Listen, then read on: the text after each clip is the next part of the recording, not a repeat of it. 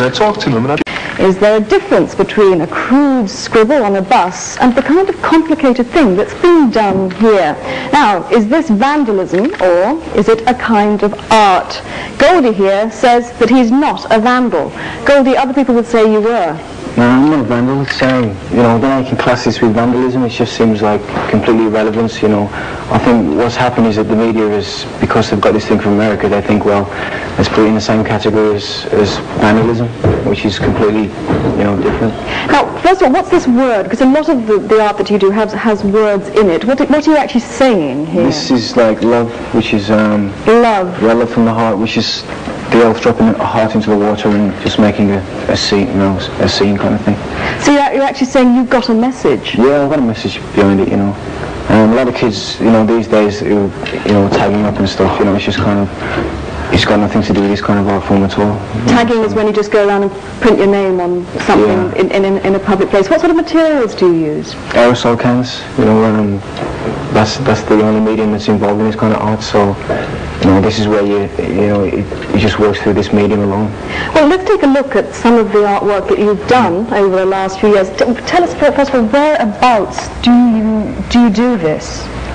Well, this kind of art is painted in the environment where I live, and it's just over the years through living in an urban environment, it's just this is the kind of art which we create among the urban areas.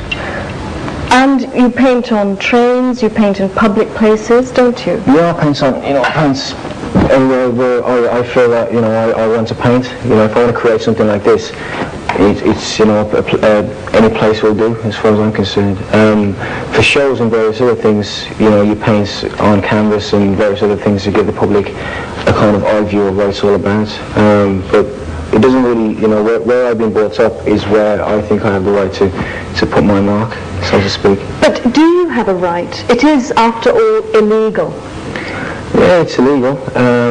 But it's which way you're looking at it. I mean, it's only through the hierarchy of the society which we have today why an artist can't go out there and paint. 500 years ago, an artist could go out and he could paint murals or scratch on walls, and there was no authority to tell him that he couldn't do that. If I'm being a vandal and going around writing my name and destroying stuff like that, that's fair enough. There's an argument there, but.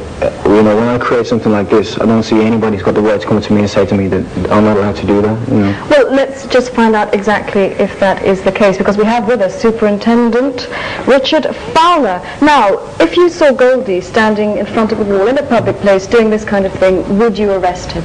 If we're in a public place, yes, I would. I do accept, first of all, that Goldie does have an artistic talent, and as such, he's one of the minority. But it's where they choose to employ that talent.